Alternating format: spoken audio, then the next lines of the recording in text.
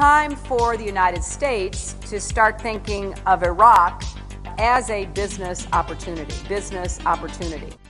Durante miles de años, las obras de arte han sido objetos de saqueos y robos, que se pueden reducir a un factor común responsable de estos, la guerra, cuyo objetivo siempre ha sido el de matar y robar al prójimo, siendo lo único que cambia los pretextos para llevarla a cabo.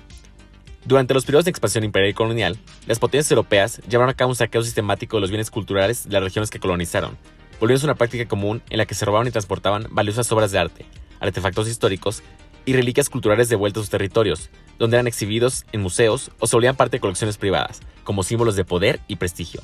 Actualmente, la justificación para estos robos y saqueos ha evolucionado, bajo una doctrina de intervención humanitaria. Potencias como Estados Unidos e Inglaterra han utilizado esta como una manera de justificar su presencia dentro de los países de Medio Oriente. Los invasores plantean que los países donde intervienen no cuentan con la capacidad de conservar de manera adecuada su patrimonio, por lo que es su derecho al expropiar obras y artefactos. El caso de Irak se remonta a los últimos años del mandato de Saddam Hussein, quien encabezó el país de 1979 a 2003. Por el contexto global, después del 11 de septiembre de 2001 sobre las Torres Gemelas, Estados Unidos comienza una política exterior de lucha contra lo que denominó terrorismo, que incluía a los países del eje del mal, entre ellos a Irak. Así, bajo un discurso falso sobre la posición de Irak de armas de destrucción masiva, invade el 20 de marzo de 2003, violando el derecho internacional. La invasión tuvo múltiples consecuencias, sin embargo, el saqueo del patrimonio fue uno de los más graves. Del 10 al 12 de abril de 2003, las colecciones del Museo Nacional de Irak en Bagdad atravesaron su mayor saqueo en la historia. Según Lumayaz, directora del museo, calcula con cifras infravaloradas un total de 15.000 piezas saqueadas, así como el 41% de los sitios arqueológicos. Muchas de ellas aún se encuentran en el mercado negro, en subastas o en museos como el de la Biblia o el Británico, e incluso en tiendas minoristas como Hobby Lobby, quien tuvo una colección amplia y privada de objetos. Una de sus posesiones más polémicas fue la tabla de Gilgamesh. En 2021, según Arab News, Estados Unidos devolvió 17.000 artefactos a Irak y el Museo Británico 156 tablillas del 2100 a.C. Con el paso de los años se han desarrollado nuevos marcos legales para la protección del arte. Ejemplo de esto es el Convenio de La Haya para la protección de los bienes culturales en caso de conflicto armado, de la cual Irak forma parte desde 1967 y la cual para 2003 aún no había sido ratificada por Estados Unidos y Reino Unido. El saqueo del Museo de Irak constituye el fracaso de estas protecciones legales, además de que hizo evidente que han sido adaptadas a las demandas de las potencias. Esta convención contiene una excepción a la protección de estos bienes en caso de necesidad militar. Estados Unidos justificó la falta de protección del museo por esta razón.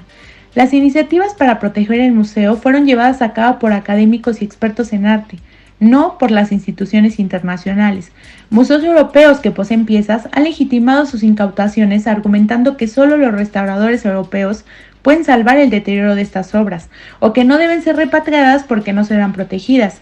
Algunos incluso han establecido que tales objetos provienen de culturas que dejaron de existir hace siglos, por lo que otros países tienen el mismo derecho de Irak a reclamarlos. En 2008, Siria fue el primer país en devolver antigüedades robadas. Devolvió más de 700 objetos de valor que incluyen collares de oro hasta vasijas de arcilla.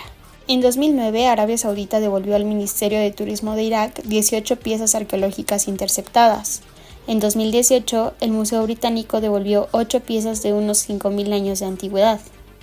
Para 2012, Estados Unidos devolvió artefactos del período sumerio. En 2019, Jordania devolvió antiguos textos sumerios, vasijas de cerámica de la época babilonia y otras 1.300 piezas arqueológicas. En 2022, el Museo de Naboo en Líbano devolvió 331 tablillas cuneiformes a la Autoridad General de Irak de Antigüedades y Patrimonio Magid Hussein.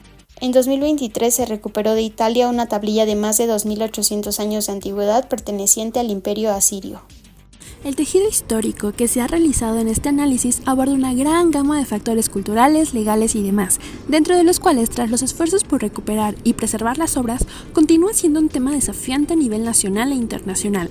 Siendo así, el accionar del saqueo, al analizarlo más allá de las fronteras internacionales, nos preguntamos, ¿de qué forma podemos tejer un puente de estrategias para preservar la identidad y riqueza cultural tanto de Irak como de Medio Oriente? Al no ser suficientes los mecanismos implementados, proponemos necesitamos una legislación internacional y el seguimiento digital de las obras con mecanismos de identificación de las piezas, así como la cooperación de las comunidades locales. El arte, al ser un tesoro que refleja la historia y diversidad cultural de la región, es necesario crear unión y trascender fronteras para el resguardo del patrimonio cultural en Medio Oriente.